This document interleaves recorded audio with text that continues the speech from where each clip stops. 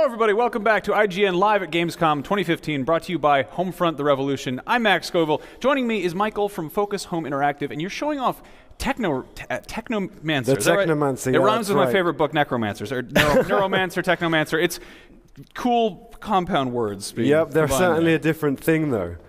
What's going on here? So this magic is and technology. Exactly. This is the fifth game from Spiders Games, who have been doing RPGs for 7 years now, unbelievably. And the Technomancer is set on Mars, except it's set long in the future after Mars has been a colony. And what happened was there was a giant cataclysm which pushed Mars outside of its current orbit, and they lost contact with Earth.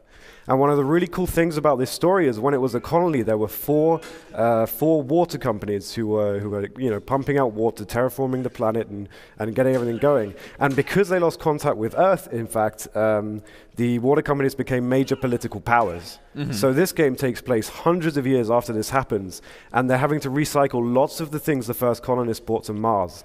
So there's maybe like 6 different factions in the game, and you'll have to ally with some of these factions and pick and choose who's going to help you get through the story. Okay. And who are you playing as? You're playing as a Technomancer. Okay. And I won't spoil it right now. We'll get to that in the game. But the Technomancers are a really special, not race of people. They're humans, but they have a really unique ability to make use of their bioelectric capabilities, which means that they have special abilities to do with lightning, which is way cooler than midichlorians. Yeah, I like that you've got clearly some kind of medieval themes here. You've got sword shields and stuff exactly, like that. Because they don't have futuristic technology because they were cut out from Earth. But then you have like a classic cyberpunk trope of big corporations running stuff. And, exactly. In the end, it's almost like oligarchs. The people who control the resources control the power. And the Technomancers are warriors, so they're employed by some of these different water companies. And what Sebastian's showing you right now is the crafting abilities in the game. Oh, wow. Now, being an RPG, crafting is, of course, important. And what you can do is you can craft not only your clothing and stuff, but also your weapons and make physical and visual changes to your weapons. How does the combat work? There are 3 different combat styles. In the alpha, the one we'll mainly be playing with is the staff, which is the classic Technomancer style. So we've got really nice mo-capped animations for the combat. You can see him with the staff now. And I think what he will do... this is the second combat... the shield, which is more of a CC crowd control guard warrior stance, and this is that's the warrior stance. Yep. Let's head down through the valley here. So the Technomancer is not actually an open world, but it's more like Mass Effect in its hub worlds. And as you go through the game, you can come back and explore things that you missed previously. So you don't just go across a linear path. You can come back and unlock new things and see things you hadn't seen before. He's walking with Sean right now, who's his master. So right now he's going through a kind of rite of passage as Sean is telling him about the Technomancers and how they became who they are. Now, just to back things up for a second, are you a custom character, or are you like a scripted, written kind of solid character? Yeah, this is Spiders do narrative games. So you are Sean. Okay. No, you're not Sean. You're Zachariah. Okay. You're with Sean's Sean. Sean's one of the companions. You'll have up to 2 different companions in the game. You'll meet many different companions throughout the game, and they will level up with you. And you can change their gear and spec them too. And Sean will actually fight with you right now. Now, what he's done is he's buffed his staff right there, which is one of the Technomancer powers. In the top left-hand corner in the HUD there, you'll see 4 different blue kind of dots.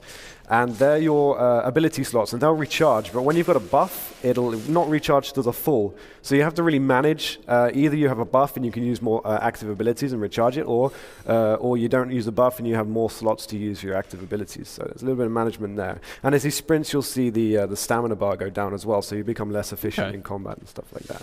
And the red's obviously the health. So these are bandits. So bandits are one of the factions in the game, and they're all over Mars because they're scavengers. It's a scavenging colony now. It's disconnected from Earth. People need to collect resources to survive. So there's a lot of bandit factions all over the world. Yeah, it's a vaguely post-apocalyptic, but in space. I mean, it's post-cataclysmic. It's quite a long time after kind of the apocalyptic scenario right now. But I mean, before they came, Mars was even less habitable. So relatively speaking, is pretty apocalyptic. What are we looking at here? This is one of the vistas that's overlooking an old relic of the humans, which is sort of a research center. And inside, it's technomancers only. So only technomancers can open this building. One of the really cool things about that is when you go back in the game, you can actually go back with a technomancer companion and unlock some of these areas that you hadn't seen before, because only technomancers can open them. Ah, I gotcha. So right now, what you're looking at the 4 skill trees for each of the different ways to skill up. You can skill up your combat styles and also your technomancer powers. So the big ones are the active skills, and the smaller ones are the passive skills. There's attributes and all of those things you would expect in an RPG as well. Right. So he's going to run back to Sean right now, and they're going to continue down to go to the dome, I think. Now we've seen him fighting, for humanoids, right? Maybe a little bit, distant future. Are we going to see kind of supernatural creatures? You want to know if you see aliens? Are we going to see aliens? You're not going to see aliens, but you will see wildlife, and it's not natural wildlife. What it is, in fact, is it's experiments that humans did with DNA from life on Earth when they brought it to Mars. So a lot of the non-human enemies you see are going to be very bizarre mixtures of creatures you might find on Earth, and it's really fun to see what they may have been based on. There's like a prawn with legs. Oh, that sounds an ostrich. awful. Yeah, it is. It's really terrifying, actually. So he's just seen some stealth here, and the interesting thing about stealth in the Technomancer is you can really avoid a lot of combat situations with clever use of stealth. And there's like up to 5 different ways to beat every quest, and sometimes you can completely avoid combat. Or if you suck at stealth, you'll get seen and you have to fight your way through. Gotcha. And it's not only just in the open world parts, but actually in the quests itself. Up to 5 different ways to end each. But now, is there a skill tree for stealth abilities? Yeah, you'll be able to improve your stealth as well. Will you be able to turn invisible using cybernetics at all? No, because all of your powers revolve around electronics. Ah. So I mean, you could fry everyone's eyes or something so they couldn't see, but it's not so being invisible. It's a bit harsh. Gotcha. But no, mostly you'll just be whacking people in the head to kill them, not to see you. That's fine, or just too. standard stealth. I don't know, either way. Do you think we could have a look at one of the other combat styles? Yeah, Seb, why don't you head to one you're most comfortable with? So as I said, we're in really early alpha stages right now, and the combat style we were just using is the most polished. So these aren't completely finished yet, but it gives you an idea of what we're expecting. You can buff all of them with the electricity ability there. Obviously, it does more damage. Mm. So you've got the staff, you've got the sword and shield.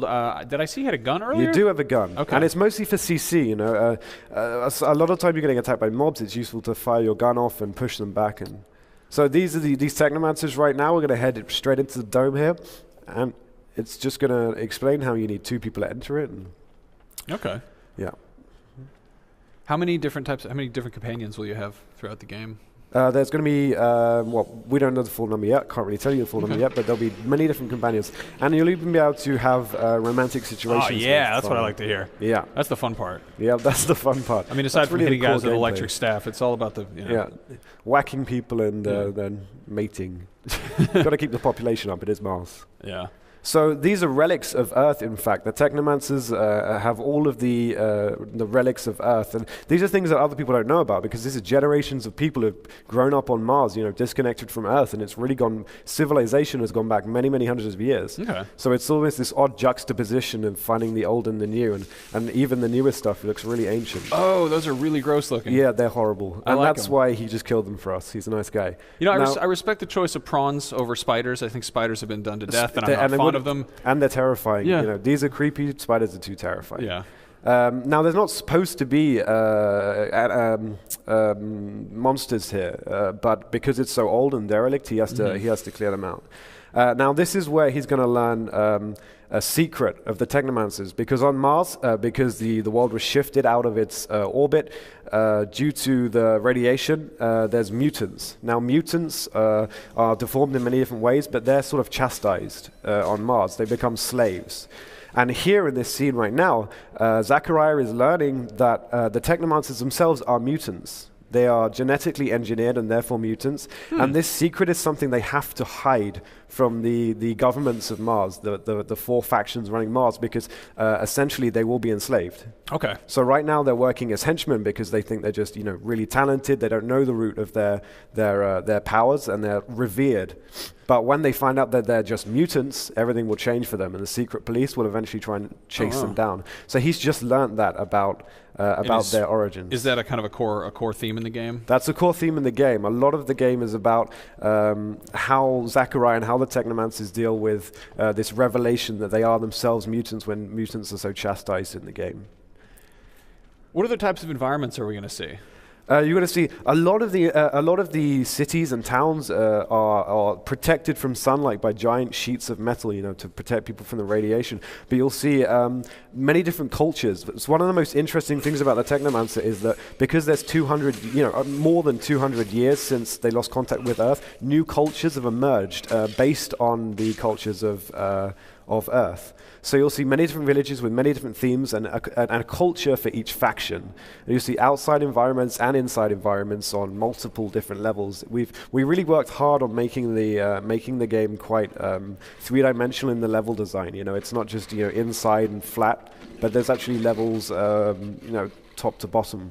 Okay. It's a very large 3D environment. I spoke too soon about the spiders, apparently. It's not really a spider. It's terrifying. Kill it. What is it? It's a level up from spider. Dear God. It's, one up from an Australian spider. Oh. Yeah, he's not liking that. And is this a... I'm guessing this is a boss fight, not a romance scene here? This is not an example of romancing in the Technomancer. In fact, or if it was, it would be a bad first date. It is a boss. Now, you've said you've got crafting, you've got kind of towns and hub worlds. Is there like a marketplace? Yeah, there's marketplaces. Economy? There's places you can purchase stuff. Of course, you can craft your own items. Crafting is a really strong pillar of the game, but you can also buy them from merchants who scavenge. And most of the weapons you use and you find will be like things that have been scavenged, like scrap metal, like hammers and swords and things like that way. Right. And you'll be able to buy stuff in the cities. But depending on who you ally with, it will really limit where you can go and who you can be seen by, because you'll make enemies and they will attack you no matter where you are.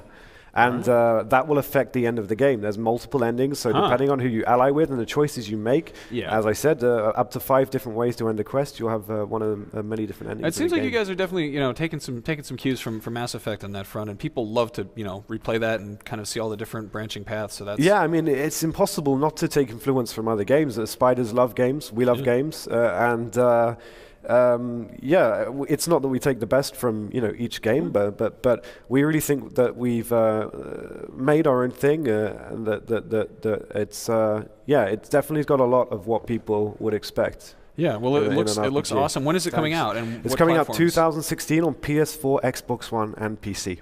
Excellent. Well, thank you so much for taking the time to chat. Yeah, no worries. We've got plenty more Gamescom stuff coming up, so don't go anywhere. We'll be right back.